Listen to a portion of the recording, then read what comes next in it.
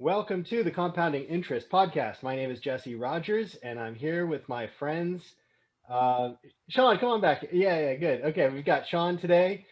We've got Guy Andrew Burns. We've got Shane Selesky, and today's special guest is Victor Hathuc, who is my own financial advisor. So I'm bringing in the big guns for this episode.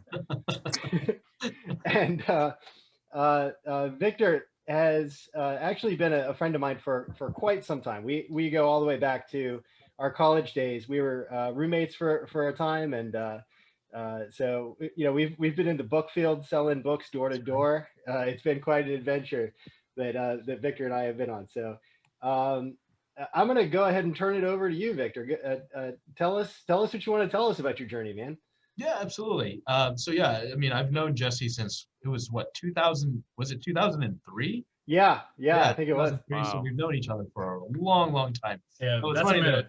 that I mean, it's so yeah, and I always find out new stuff about Jesse. That's what's so shocking, right? You think you know a guy. So I think one of the reasons why I haven't had a chance to find out about all the interesting things that you've gotten a chance to get into over the last 2 decades or so, Jesse, after we graduated, was because I moved to St. Louis after I graduated. So I grew up in Florida, but I live here in St. Louis. And so I remember, Jesse, you had a chance to come visit me when I had first moved over. But other than that, we will kind of like touch base every now and then. New York, yeah. New York. We hung out in New York as well too. That was a lot of fun. We went to go see, I don't know if you remember it, we went to go see The Room. I do, absolutely. And I watched it again since, I think. If Shane, Sean, or Guy, have you guys seen The Room at all? When I say that? Oh boy. Nope. Okay. It's one of the all-time worst movies ever. It's like it's so terrible. It's so terrible. It's fantastic. It actually has a cult following of people who watch it regularly just because it's such a bad film. I don't know if this is in the neighborhood, but that M. Night Shyamalan film, Lady in the Water, that's the movie for me that's so bad that it's funny. Yeah, it is. So The Room, if you look it up, it is one of those things where you may have remembered a movie that came out just a few years ago called The Disaster Artist with James Franco. It is actually based upon The Room. So it's pretty much one of the actors from The Room wrote a book about the experience making that movie, just how just insane it was. That movie got put together. And so James Franco and company, they bought the rights to make the movie. And so that's what you have there. So you can kind of see it. Honestly, they cut out, they have to, cut out a lot of stuff because The Room is just from start to finish and god awful movie. But it gets to the point where it's so comedic, where it's just you have no idea how did a bunch of people, professional people, get together and say this is a good product. It's one of those that makes no sense whatsoever. Speaking of movies that are so bad that they're good, I saw one early last year. It's called The Fanatic. And I don't know if that name rings a bell at all. The Fanatic. It is a movie that it stars John Travolta. And John Travolta, it only came out 2 years ago. So I heard about this, yeah. John Travolta. That movie with John Travolta? Right. John, you're absolutely right. This is not this is John Travolta over the top, so he's not subtle at all. He's being directed by, in this movie, Fred Durst from Limp Bizkit. Right. So, if you guys have, it's a long weekend, right? I would highly recommend going to check it out. I have to give it a look. Definitely. And so when people join on there, Jesse, do we just pause and make it super awkward for them to jump on? Or no, I think we'll just invite them to say hello if they want to, but otherwise we can just keep going. Yeah, great. Well, yeah, I mean, really, when Jesse had asked me about being a guest on the podcast today, just be able to talk a little about my experience and some of the expertise that I bring. I'm a certified financial planner and also a financial advisor based here in St. Louis, Missouri. So, I work with people and work with families on trying to achieve what I call moments that matter to them. So, helping them to either reach their goals, or when, certain life events happen to them, or as they transition from, one life stage to another, making sure that from a financial consideration standpoint, they are prepared, that they know, what they can do to navigate a lot of the potential uncertainty in those waters. So that's pretty much, what I do as a job. But in general, Jesse had said, hey, what are some things that are just good general advice to be able to offer folks, that, especially in my line of work, whenever I work with maybe someone who's just getting started with how to handle money, that kind of stuff. What are some of the tips or tricks or advice I give to them? And really, that's really what I wanted to be able to get a chance to talk about today. And of course, if you all have questions, we can definitely bring the conversation wherever it goes. That's the fun part of it, right? So just in general, the one thing that I always encourage people, and it seems so simple, but I always encourage folks, especially, when they're starting to work and they're starting to get some income, prioritizing, making sure that they just have a very basic emergency cash fund, that whether it's at the bank, at a brokerage account, or, just somewhere, having a base amount of emergency cash sitting on the sides just in case something happens that they can access. Now, a lot of times people will be like, well, begs the question, how much should I have, right? And that's going to vary from individual to individual. But if someone is just getting started off, so if someone is still very young, that they're just trying to figure out how much should I start, I'll typically say there's nothing wrong with starting with like about 2 months worth of your expenses.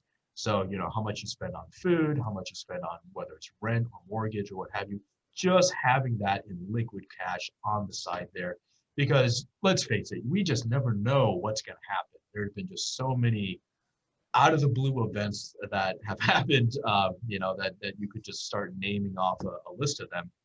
But even if it's not, you losing your job that you need to use the money for, what if it's something like, oh, you have additional car repairs that you have to make, or, if you have pets that, they get sick and you want to make sure that you can pay for the vet bill. Something as, simple as that happens so regularly. It's always great to be able to have that emergency cash on the side. I remember when I was, just getting started and putting my emergency cash on the side, the out of the blue expense that I had to kind of plan for is I was the good kid and the good influence amongst my friends. They weren't. So like I sometimes had to use my emergency cash to like pay bail money for them, and so it's like, you just never know what's going to happen. So from that standpoint, once you have that, then you can start building upon it and saying, okay, what next, and start really looking at some of those long-term, goals that you want to be able to achieve. And I always encourage folks, when it comes to managing your finances or financial planning, it's really about just seeing what are the moves that you can make that give you the most options, both here and now, and just managing those resources. So, any discipline when it comes to financial planning, we could spend so much time about, whether it's retirement planning or insurance or estate planning. There's a lot of stuff that we can talk about for that. But I just wanted to kind of really introduce the fact that, hey, it's okay to be able to have multiple goals, that are both short-term and long-term in nature. Just be very, just be self-aware about it. Get a chance to sit down and look and allocate money accordingly to those. That's just, it seems very basic and simple when I say it, but it is a very, I feel like at times it's a very cathartic exercise, because money is one of those things where we don't really get a whole lot of good advice, good consistent advice growing up, right?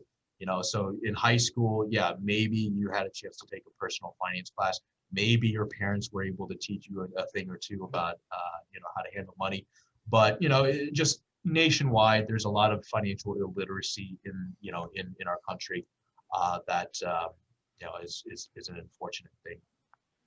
So I'll take a quick pause right there. And Jesse, anything that you want to be able to throw question-wise or things that you want to be able to steer the conversation towards. Yeah, well, I probably shouldn't mention this because I don't want to put anybody on blast, but I've had some family members that think of assets as being like boats and like, vacations to Disney and things like that. Those are assets, Jesus. right? Jesus. Yeah, see.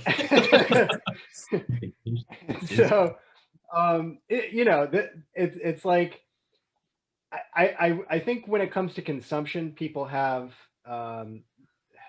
all across the board, they have very different ideas of what life should be like and how much you should be putting away. And of course, that's going to vary from person to person. And that's a really big variable of, can you put off the things that you want right now in this moment? Can you hold off on doing that until you've built up that emergency fund and until you've built up a little bit of a momentum for yourself when it comes to, investment and maybe build a Roth IRA and things like that. That is a good point there, Jesse, because one of the things when I started with my career is that, I thought that a lot of my time would be spent trying to find the perfect investment for someone, or trying to, cobble together a portfolio that, can outperform the market. And that would be the vast majority of my time. And sure, yeah, I do those things, but I do notice that a lot of my, waking hours and working with families is spent trying to make sure that they have the right financial habits in place, and really acting as a sort of coach and educator about it.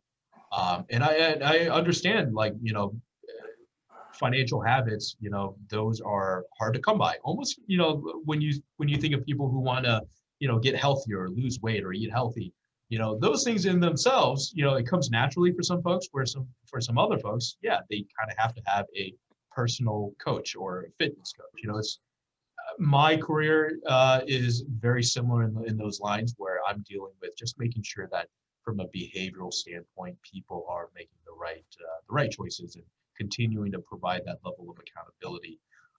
So whether it comes to maintaining a budget, looking at their debt, or just like consistently having a plan where they can consistently save and be very continuous and intentional about it. Yeah, those are the financial habits that, I definitely encourage everyone to just kind of look at themselves and say, hey, yeah, what do I want to work on? There's always something that people want to be able to work on, right? I mean, even me, for myself as well too, are there financial things that I want to work on and save towards?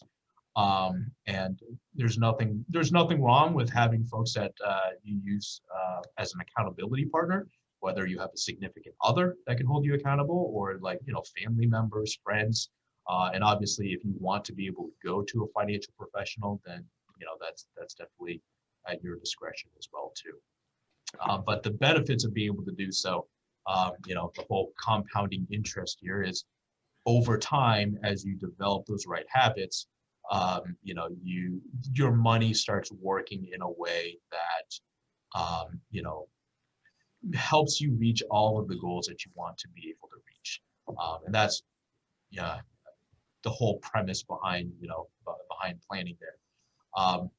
So without getting too technical there, I just want to at least be able to open it up to the group and see if there are any general questions that you have for me before we. Yeah, I have one.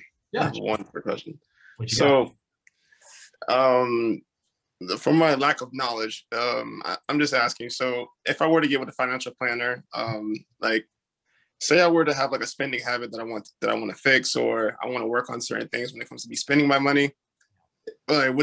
Is it okay for me to have the financial planner contact me and let me know, like, hey, you're spending too much, or hey, you're doing what you're not supposed to be doing?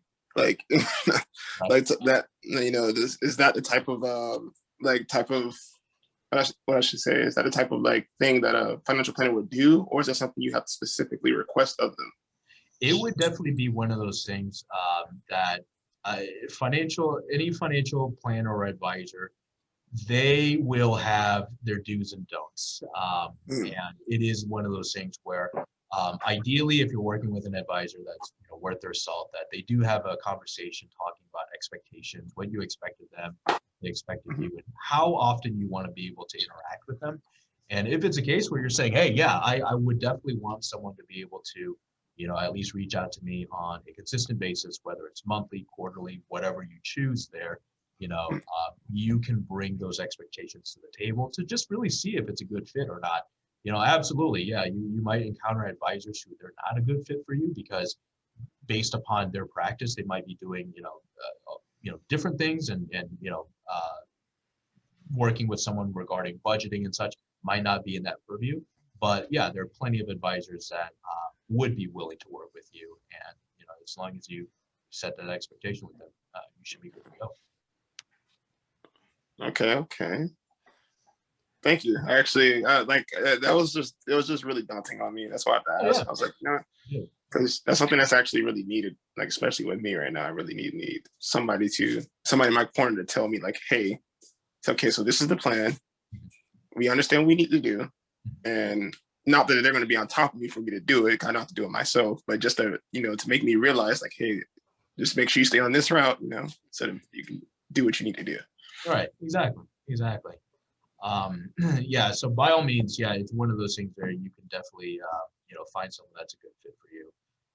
And yeah, both what they do service wise and also personality as well too. Honestly, I do feel like, if you are wanting to work with a financial professional, personality is a huge part of it. Because yeah, someone might be able to do it, but let's say they are, just a big jerk and, they, for whatever reason, you just don't trust them.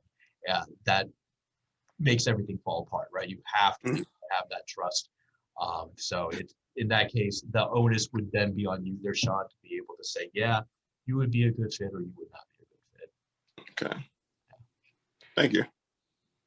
And I've noticed that some financial advisors work with some groups and other financial advisors work with other groups. And so like, for example, my parents also are with Edward Jones. I don't know if I mentioned that to you, Victor, but so Edward Jones is like a really kind of like family, small scale people starting out, really just anybody. I think there's other planners that maybe only work with really high net worth clients, in the millions and that kind of stuff. But not to give too much of my personal information away, but I started with just $100 per month that Victor was helping me put away, and that's basically what my starting point is to try to save up and boost up a Roth IRA. Do you want to mention, Victor, why a Roth IRA is a good choice for a lot of folks? Sure. Yeah. So one of the things that I mentioned earlier when it comes to like financial planning is that it's really about making sure that you're using your resources to provide you the most amount of options, both currently and in the future. And so when Jesse talks about something like a Roth IRA, what are the benefits of a Roth IRA? When it comes to being able to use that as a resource, one of the really fun things about Roth IRAs is if you're eligible to contribute towards one, what happens is the money that's in that account, as you invest it, it grows tax-free.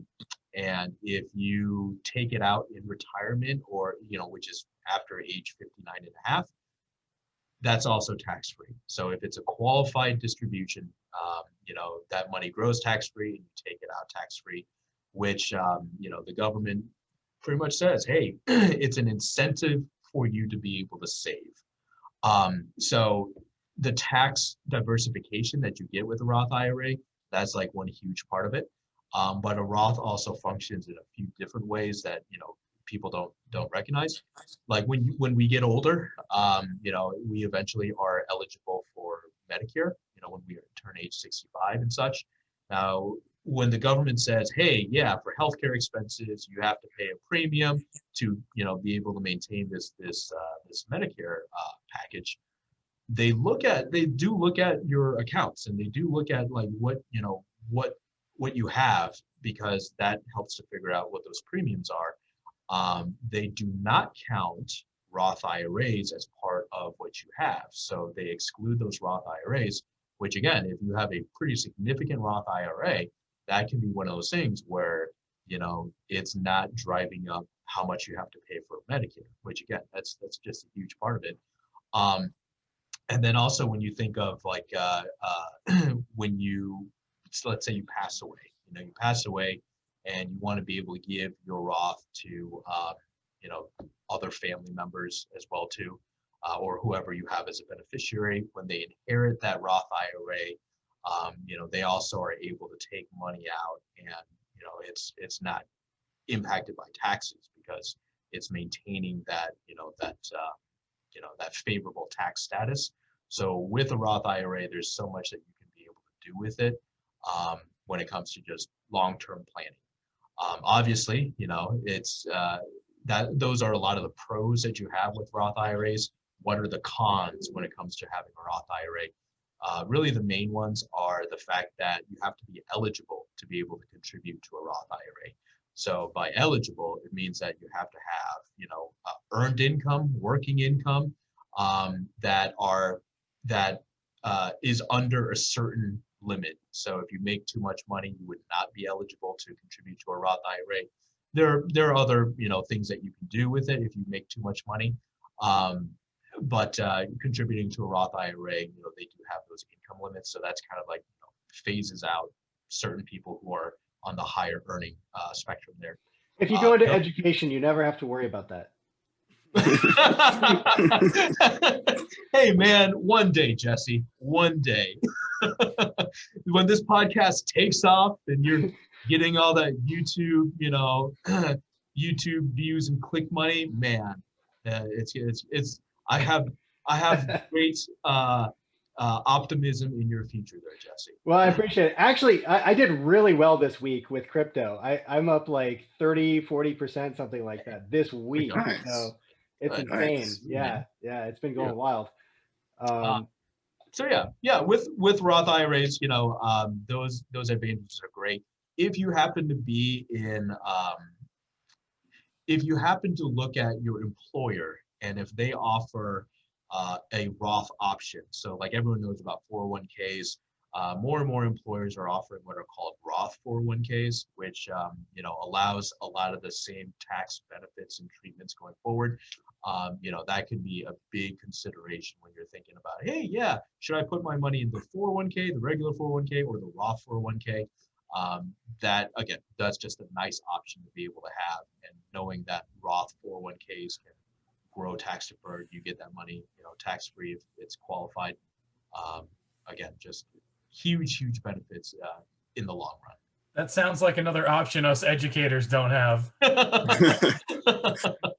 No, I've heard of things like Roth 403bs that might. I got hope for you guys. One day, guys, one day. So one of the cool things about Victor's career, I remember you wanted to do this since I've known you. That's actually the reason why you got into selling books in the first place, is because you knew that was one of the things that Edward Jones was looking for, was that skill of being able to do that interpersonal skill of sales. And since then, we've actually been working on, you've kind of been coaching me a little bit on building the skill of networking. So I did want to mention that and kind of give an invitation to everybody to jump into something that I've learned a lot, and I found it to be something where it's a chance to practice like your elevator speech, So go ahead and talk about the Happy Network neighborhood project. It is one of those things where, especially in the environment that we're in with just things becoming more and more virtual, the ability to make connections, we're not limited by geography. And sure, you can say, yeah, it's always been like that, but it feels like, there's a big shift in our society that, it's more and more people are jumping onto, these types of platforms. So networking and the ability just to be able to build a network, I think that's a very critical skill, regardless of what profession we're in. You could be in a situation like Sean, where you're kind of thinking of, hey, what area, what fields do I want to be able to get into? So in that case, Sean, I would highly encourage you to kind of really look at all the networking opportunities that you have. And back when Jesse and I were in school, it was simply just just making friends, because it's all about like who you know, right? And that's essentially at the core of what networking is. But when you're able to do it in a more structured format, you can definitely be more intentional about how you're wanting to be able to position yourself and what your quote brand is. And so if you're wanting to have some opportunities to join free networking events, there's one that Jesse and I have been going to. It's called the Happy Neighborhood Project, and it sounds like kind of an interesting name. But if you go to like Happy Neighborhood Project and you look it up, you can kind of find out more about what it is. It's essentially a series of free online networking events that anyone can be able to join. They are geographic, so there's one for like say South Florida, there's one for Georgia, and you can attend any or all of them. But it's a great opportunity for you to be able to just meet various people, and on a social media site, say LinkedIn, allows you to connect with them and continue that conversation. Sean, for you, I would definitely recommend, if you're not already on LinkedIn, even as a student, being able to join, just so you can start to build that network and be able to have those connections with people. Wait, but happy network. Neighborhood. Happy neighborhood project. Yeah, happy neighborhood project there. Okay. I have to write that down. Yeah. So the events that are run, like I said, they're geographic. So the South Florida one might have theirs, on a certain day at a certain time, whereas here in Missouri, we have ours. It's Thursdays at like 3 p.m. Central, 4 p.m. Eastern time. And then there's like a worldwide one that happens. It's Fridays at 2 p.m. Eastern, 1 p.m. Central, where the worldwide ones, anyone from all over the world can join those. So, have projects or businesses or things that you just want to be able to connect with people from afar, that's definitely a great one to be able to jump on. But in general, yeah, the skill set of being able to connect with folks, network, help them connect with other people. I mean, that's just a huge critical thing that most likely is not going to be going away, especially as, we're just doing business. We're meeting folks from all over the place. Jesse and I, for example, we went to the Alabama event, right? So we met with people in Alabama, and then we went to the Nevada meeting. So we met with like people over in Nevada. So again, it's just a great way to kind of talk with folks. And as Jesse mentioned, practice your elevator speech. If you're doing these events, a lot of times they might give you a minute or 2 minutes to kind of describe yourself and who you are. And then after that, get a chance to just collaborate and free talk. Happy Neighborhood project events, they are set up to be kind of more in that speedier format, but they happen every single week. So you start to see some of the same people. And so every different conversation that you have with them, you're really just deepening those relationships, finding out more about them, seeing if they have a cool podcast. If you have a cool podcast like this one, inviting them to that. So again, it's like, it's not just selfishly being like, oh, hey, I want to have these people as clients. So that's how I'm going to meet them. It's, again, trying to help other folks. And in return, that's going to pay you dividends. Wow. And sorry. What were you saying? No. I was interrupting. I'm sorry. Go ahead. Oh no, it's just amazing, like the resources that are there that you just don't know about until you ask someone, and then like then when you hear about it, it's like, how long has this been here? Like, where was I? I mean, from your situation there, Sean, let's say you do find an area of study that you want to be able to go into more. I actually just heard like a couple weeks ago, there was a study that was done by, I believe it was Purdue University and Gallup, where they pretty much asked college graduates what was most worthwhile about their college experience. And especially, college isn't cheap. So, what provided them a lot of value. And a lot of times people said that, the ability to find like a mentor and like that would help them like network or be able to help them, you know, do things more involved in whatever their area of study was. They felt those things were very valuable. So I would definitely, for you there, Sean, you know, as you build your network, by all means, yeah, go deep. And, you know, if you find a mentor, that could definitely really heighten your experience. Thank you. I And got a lot of I homework found, to do. yeah, I found you should definitely go on that. I found a guy there who has a lot of material online, and he also has like free trainings where he teaches people how to do internet skills that can be very lucrative if you master them. You know, so for example, copywriting, digital marketing, things like that. And so you know, there's all kinds of people out there that are trying to help you, but there's other people that you know, Victor mentioned that you don't want to go into it just trying to only get clients. You know, you don't want it to just be your goal of what's in it for me. You also, you know, you just want to have an exchange with people, and most people are like that. Most people are open to that, but you know, there are always going to be people that you kind of have to be have your guard up a little bit. But Yeah. yeah, it's, you know, it's definitely good to get out there, and the more marketing or the more networking you do, and the more interactions you have with people outside of your comfort zone and your familiarity zone, the more you can learn. I want to back up, Victor. There was a question. I see that. Yeah. And we have one of the professors here that joined in too. Nice. Yeah, let me just introduce her real quick. Hey, Jeanette, how are you? I'm good, thank you. I'm going to mute myself though because there's background noise. Okay, that's fine. Thank you. All right, so Victor, I wanted to make that connection with Jeanette because she's actually got some students in her strategies for college success class that are in need of some guidance from you know, someone who is in the financial world and has some knowledge that they could utilize. So you've already talked about budgeting. You've talked about establishing an emergency fund so that, you know, in case something unexpected happens, you're in a position to be able to take care of that. So you know, the delayed gratification of putting off you know, the expenses for right now, and you know, doing something that could benefit you in the longer run.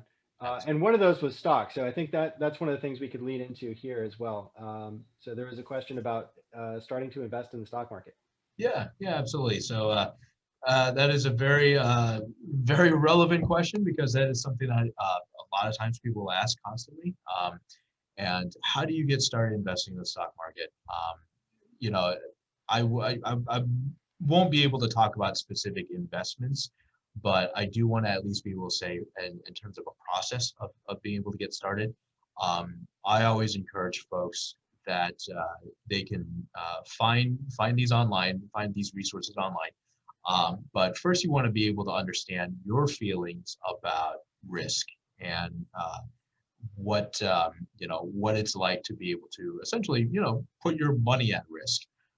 Because when you have a good feeling and you understand what your risk tolerance is, that allows you to kind of really narrow down and say, okay, what should I put my money towards then that won't keep me up at night? You know, because it is one of those things where it's very common and understandable that if someone hasn't started investing in the stock market, that earlier on their feelings about risk will tend to be a bit more conservative, because they're going into something that they don't know, they don't have experience with.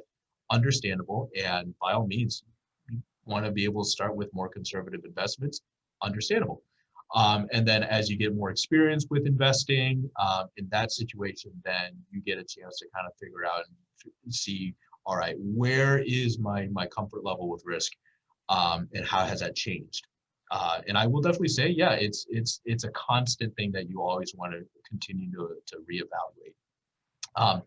Another habit worth considering and looking at as well too is, in addition to understanding your feelings about risk, is thinking about what is a consistent amount that you want to be able to, you know, invest.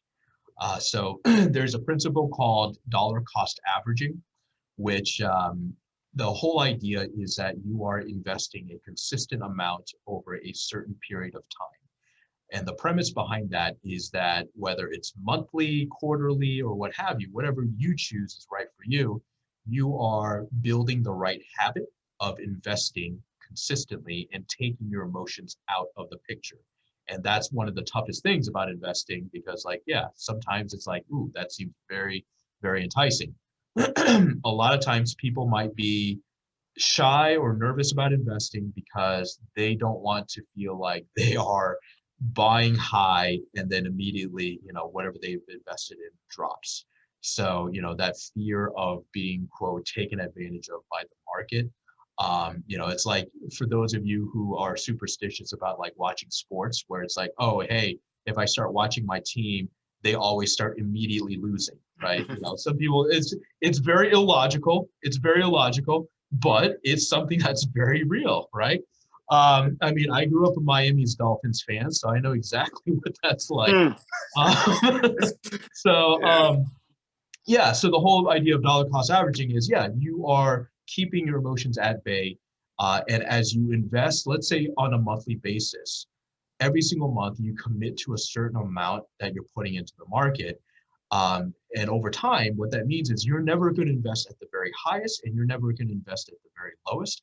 It helps to kind of smooth out that ride, which again, it's more about the behavior of doing so versus,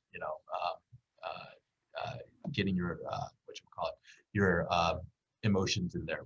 So, all right. So, first off, know your risk tolerance and your feelings about risk. Second part, get a chance to really understand how much you can commit in terms of consistently investing. A third thing that I would encourage people to think about is really considering diversification. Diversification for anyone who's just starting out is definitely going to be, pretty much, a guiding principle to be able to have. And essentially diversification, the whole idea is not putting all your eggs in one basket. That's, at its very core. So if you're wanting to be able to start invest, in general, I think diversification never goes out of flavor. So, when we hear about just all the various trends over the last couple of years, whether it is GameStop or marijuana stocks a couple of years ago, or whatever the case may be, hey, there's nothing wrong with putting a small amount of money towards whatever you want there. But in general, first looking and saying, hey, am I at least diversified first? Just like what I said earlier, do I at least have an emergency cash fund first? Those are more the bedrocks. Start from there and then build from that. Have what's called a diversified portfolio first. And then, as you want to be able to go into more specific investments, like individual companies or individual industries, you can build from there. So you might be thinking, all right, what does it mean to be diversified? What are you referring to there? So if you understand the whole idea of not putting all your eggs in one basket, the other way to think of it is if you had a wooden pencil, how easily could you snap it in half? Pretty easy, right? We did that in school. But what if you had 30 pencils bundled together with a rubber band? How easy would it be to break all of those? A lot more difficult, right? So there's a lot more strength when it comes to having, a variety of different investments. So when you look online and you hear about funds, whether they're mutual funds or they're exchange traded funds or what have you, funds are essentially baskets of investments. And they can each have their own different focus. Sometimes they might focus on the market as a whole. Like you might hear about an S&P 500 index fund. That's investing in the 500 stocks or 500 companies that you have with the quote S&P 500. Or you might hear about funds that are more specifically targeted. Say like, you hear about a fund that invests in pharmaceuticals, for example. So in general, I would say, hey, start broad, look at the market as a whole, look to see how can you get diversification with the market as a whole, whether you get a fund or you just get a bunch of individual companies that represent the market. across different industries. However you want to structure it, that's up to you. And then from there, look to then say, okay, now that I have a good diverse mix of individual companies or investments, is there anything more specialized that I want my money to do for me? So whether it's going towards technology or going towards like renewable energy or whatever you can think of, there's probably there are investments that are that the market has created, or there's a company out there that does that. So yeah, even video games, and I know Jesse and I have talked about that, which I think is kind of cool because again, I grew up playing video games, so I was like, oh, of course there would be, right? So those are definitely the three things I'd start with to the person who asked the question. First, look to see what are your feelings about risk. Second, what is an amount that you can commit to on a consistent basis, and then thirdly, looking to see how can I have whether you do it yourself or you seek someone's advice, how can I have a diversified portfolio or start going towards a diversified portfolio? What about natural resources? Natural resources would be included there, Sean. Natural resources can come in a few different ways. You can say the natural resources themselves and mining for natural resources. There are companies that do that. Then you can say, all right, the companies that take said natural resources and like turn them into products, they use them as quote materials. So, if you look at a materials fund, a lot of times they're looking at converting those natural resources into different products. So yeah, honestly, if you can think of it, most likely it's So we've had for our viewers and listeners who've been following the podcast, we've had I think 2 or 3 episodes mainly focused on GameStop. So this is good to diversify a little bit. Let's diversify the topics and not talk about GameStop then, right? Absolutely. Yeah. But I'm gonna link to those in the description, I think, because those are some really good episodes. I had a great conversation with Shane, and we didn't just talk about GameStop. We ended up talking about education as well, and some other things. Hey, we got Liam here. He's coming in. I don't know if he can hear us yet. But yeah, it'll be good to bring up some things other than GameStop, and for sure, yeah, and also Dogecoin. I see a lot of Dogecoin on my Facebook feed, and with that dog. Yeah. So, a financial advisor's perspective, don't put your life savings in Dogecoin. Is that correct?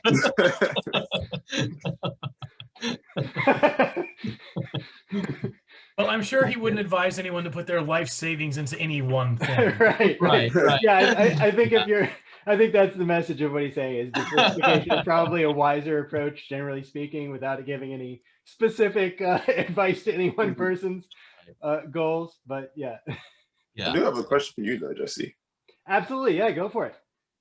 Well, it's kind of a question for everybody because I don't know who would know, but I feel like you would know. I don't know why, but do you feel as though is it called Stellar? I think that's the cryptocurrency. Stellar, company. yeah. I've been in XLM for a little while. I've got like maybe $100 in it or something like that. Do you believe that it's? Oh, sorry. What were you saying? Well, I was gonna say I don't know. I really don't know if it's gonna. It could take off or it could drop to nothing, and that's the big question mark with pretty much all of these, really speculative instruments. And yeah, so what I do is I sort of take the lessons that Victor was talking about, and I sort of try to utilize that to not be totally invested in just one coin. I'm sort of like all across the. I've got some Ethereum, I've got some Bitcoin, I've got some, I moved a bunch of it into Algorand today, and it shot up 30% today. So like, wow. But if it can go up 30%, the bad news is it can go down 30%. So that's Jesse Rogers' wild ride that he's on. Like I'm literally waiting on the Bitcoin crash. Like I'm waiting on that to happen. Yeah, it's going to happen. It'll definitely happen. It's just a matter of when. But I think there's a lot more room for it to go. That's my opinion. That's why I've still got, I do invest some in my Roth IRA, but I've been a little more aggressive with my less safe investments, because I think this is a bullish, I think this is going to be a bullish year. A lot of people are expecting it to be a bull run because there is some institutional investors that are starting to dip their toe in Bitcoin. There's hedge funds. For example, there was Tesla just bought $1.5 billion worth of Bitcoin, and so there Mass is. Mutual was another one that Mass Mutual, large company that started getting into Bitcoin as well.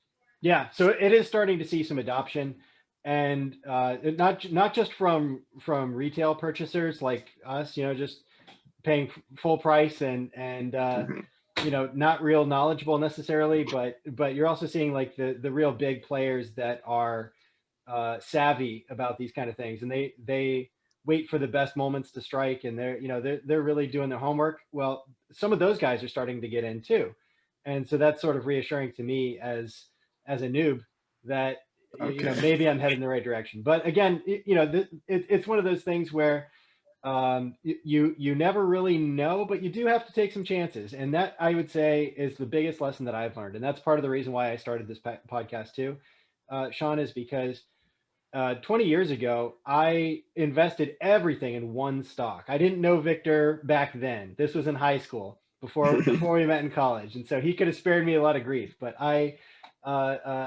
made a big mistake with that, and it made me so gun shy that I didn't invest for a really long time, and so I missed out on a lot of yield that I could have benefited from if I had invested in Amazon, if I had invested in just the stock market in general, because it was boosting through that entire period. I probably would have doubled, tripled, quadrupled. I don't know. It would have been a lot more than what I ended up with. And so the most expensive thing is to not invest, to take no chances. That's the biggest risk of all. Yeah, and that's the one I did. So I am the cautionary tale. Do not do what Jesse Rogers did. Right. Do you think the world can have its first digital bank made by some random person that becomes the billionaire who discovered how to do it? Yeah, I mean, anything's possible, right? That's the story of Elon Musk, right? Is he made PayPal. Like, basically that kind of already happened in a way. He made PayPal, and then he made Tesla, and he made SpaceX, and he did like all these things, and he's just some random guy programming code in his basement until until he becomes Elon Musk. And so yeah, it's possible, and long before the world is rooting for you, and long before they realize your potential, if you're putting in the work, you're setting yourself up that maybe that can happen for you. And so I thought about it a lot. Like, I was like, well, like a digital bank, well, like PayPal, yes, that is a form of it, but I feel like a digital bank is what the world is coming to. I feel as though like paper money is going to become something of the past within the next 20 to 30 years. Yeah, probably. I agree. I think it's maybe even sooner than that, because they're printing so much of it right now. It's hard to trust in dollars because so many. Isn't it debt money? Yeah. I mean, we're in a lot of debt, and they have to print a lot of it. There's really no choice. So, but if you can print as much of it as you want, then what's to maintain its value? So that's a big question mark, and it's going to be a big problem in the years to come. And nobody can really say for certain what the business cycles are going to look like, but we've been in boom years for a long time, and eventually there are downturns, right? So at some point in our life, I've already seen in 2008, I already saw a recession, and that was just as I was getting out of college. I'd only been out of college for a couple of years, so that's kind of a scary thing to happen, but I obviously another one's going to be coming, because the market goes up, the market goes down, the economy goes up, the economy goes down. And so that just goes back to what Victor was saying of prepare and set yourself up so that you can weather the storm when there is, you never want to lock yourself in with so much debt that you really feel trapped. And so that's why it's always better to put off that consumption. If you don't really need it, don't buy that Lamborghini, Are you now going to tell me you have a Lamborghini, Jesse? That can be the next surprise that you tell me about. Well, they are now accepting Bitcoin to buy a Tesla. So we'll see how things go, Victor. We'll see. There we go. No, I'm kidding. I am absolutely not going to do that. But in defense of Tesla, though, Shane, you've bought a Tesla, and I think for you it's actually been pretty cost effective. Yeah, but that's the only reason why is because I drive a lot. And so when you think about the present value of the loan payment minus like the savings and gas, it comes out to like high 200s a month, which is if you were to buy a brand new Camry, that's what it would be. Yeah. So, I was spending like $400+ in gas every month, and I saved that, and my electric bill went up $100. So that's actually a good. So it works out for me. Like it is an expensive car, but depending on your driving habits or whatnot, you could actually kind of save some money there. So Shane, since you drive a lot, are you more of a music guy, a podcast? I like to listen to music. I do a lot of karaoke. Like, and I don't know how familiar you are with the Tesla, but you can do car karaoke. No. Yeah. So it has like all sorts of songs. You just press a button and you tell it what song to play, and it has like the words, even though you're not really supposed to watch it. I was gonna say.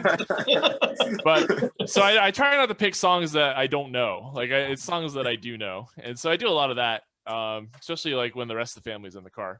Okay. But yeah, I'm usually rocking out to music. Sweet. For sure. Sweet.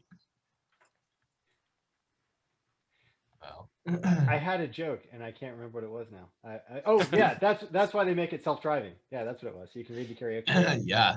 It wasn't that good of a joke. Jesse, that is the plan, right? Yeah. They have games, they have karaoke and stuff. And, when they perfect the full self-driving and get regulator approval, they're really looking to add a lot more stuff in there, like to buy games, and there's a whole extra market in that once that all gets figured out. So is that going to happen in 2 years? Is it going to happen in 10 years? Who knows?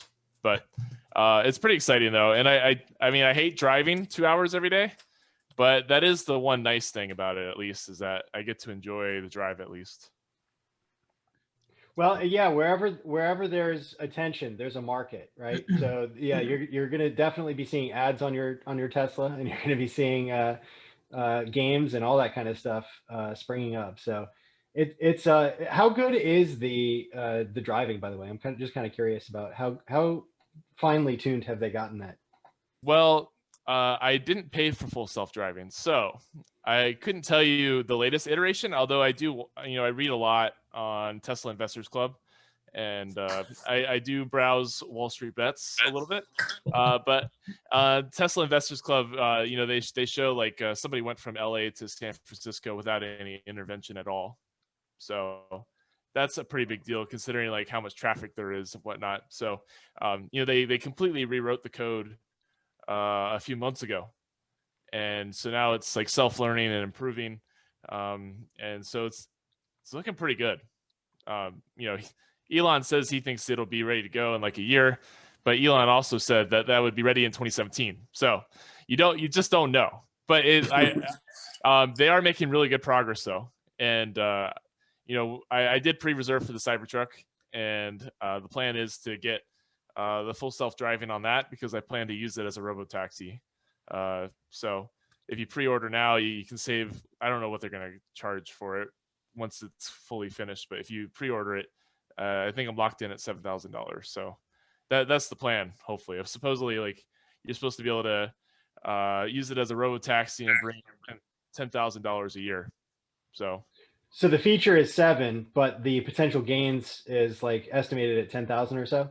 Yeah, I mean, there's some risk because you don't know. Like, you don't know if will they ever figure it out, right? If I could ever use it as a robotaxi, he says that if it's a feature complete and you can use it, like, it can go work for you while you're sitting at home, and you use it like an Uber or something, then yeah, I mean that's pretty money for you. But there's a lot of uncertainty there. You don't know if they're going to figure it out, like so. I believe in Elon. He can land rockets. Yeah. If he can land rockets, I think he can figure this out. I mean, it's a very challenging idea, right? Because there's a lot of little things with driving that that us humans are able to handle, but how do you get AI to, all the weird things that you see, like potholes and I don't know, construction, all these weird things, right? So there's a lot of challenges, but I do believe in what that he's gonna figure it out. It'd also be cool that if it's self-driving, somehow it can like yell at like the slow driving cars as well too. So it can have some AI road rage built into it. I think that'd be well, the new Teslas have speakers awesome. now, so you can change the horn to like a music clip or I mean, yeah. So do you have a theme? Well, my car's too old. It's I think it was like 2020 or later. I got mine in 2019. So, but I was gonna change my horn to like a little clip from Ludacris. I don't know if I can. Yeah, I know what you're saying. Get out of the way. I was thinking something like that would be pretty funny. Yeah. Like, imagine you cutting off a Tesla with nobody driving, and then the Tesla comes back and cuts you off. That would be amazing. I'm like, if you were Ubering with it, like that is amazing. Like you're Ubering, like you get an Uber pickup, there's nobody in the driver's seat. Right. Well, when you get enough of those on the road, I mean, who's going to even want to own a car at that point? Because it's probably more convenient to just Uber. Yeah. So, yeah, I mean, that could be an interesting direction to go. Yeah. So we're closing in on about an hour here. I do want to mention to everybody that there is a potential for what we're doing here to evolve into a at the Palm Beach State College, an entrepreneurship club. That's what I want to create, Okay, and I wanted to have some connections with, obviously, sorry about the fireworks, guys. Oh no, you're fine. I wanted to have connections with the community. So if you're interested in partnering with us, or if you're interested in, being a part of the club, if you're a student that wants to join, email me. I'm gonna go ahead and put my email up in just a second, where you can email me, and it's compoundinginterestpodcast@gmail.com. And I'm gonna leave that just sort of marinating in people's minds. Anybody else want to have any closing thoughts that you want to chime in with? So what was the GameStop thing about? I'm just curious. I'm sorry. Actually, no, I'll just go back and watch the video. I'm gonna link you to the video. It's a long tale. Yeah, a long tragic tale for so many folks. People made a lot of money, and a lot of people got hurt. Yeah, that's basically, you can sum it up in 30 seconds, and that the internet caused the market to turn upside down, and a lot of people made a lot of money, and a lot of people lost a lot of money. Oh man, yeah, sounds like typical business.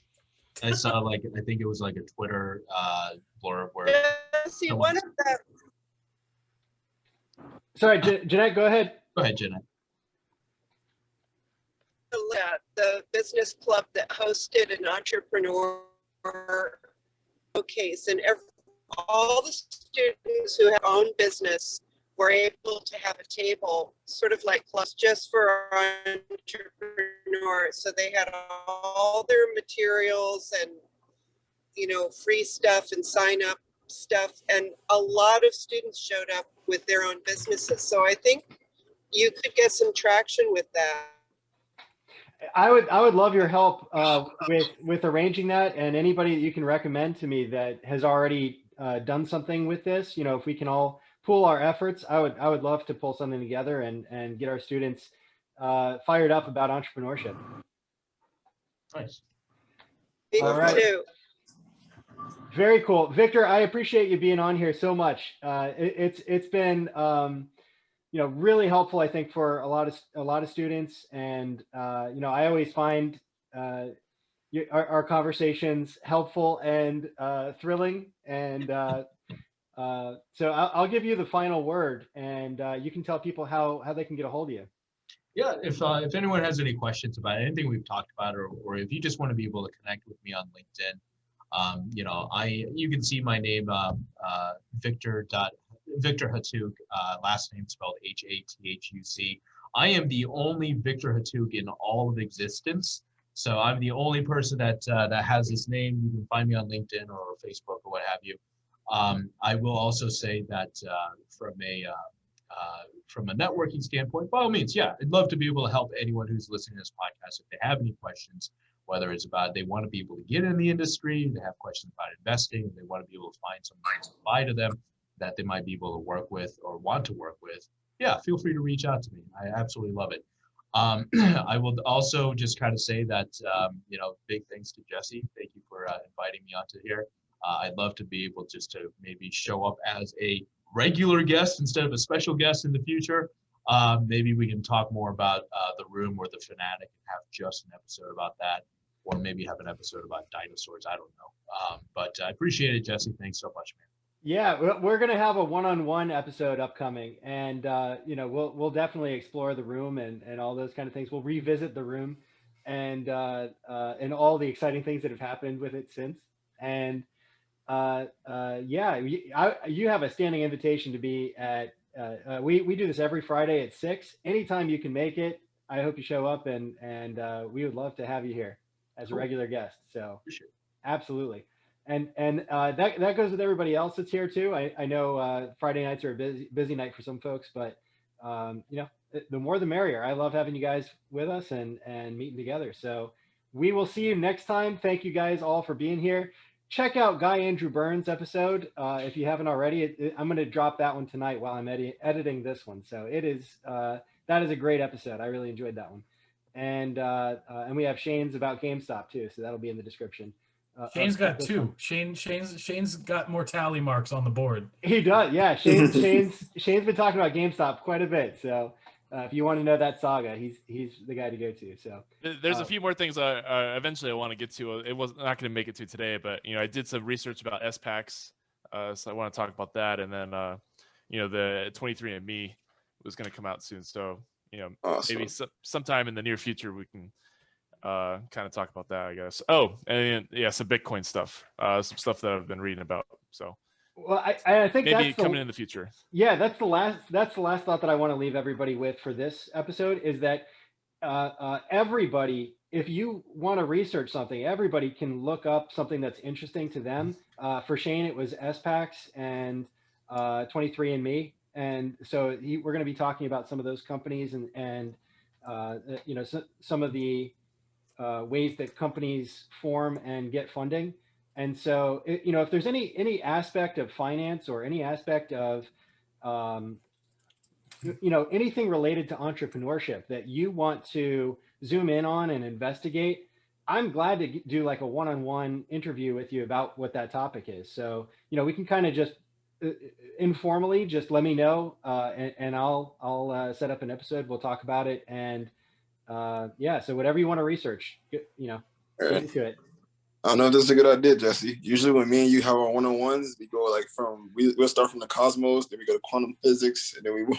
Yeah, that one's gonna be a 4-hour episode, but but I think we'll still keep some viewers all the way to the end. I think it'll be interesting stuff. So I am looking forward to that. Thank you guys all for being here, and we'll see you next time. All right.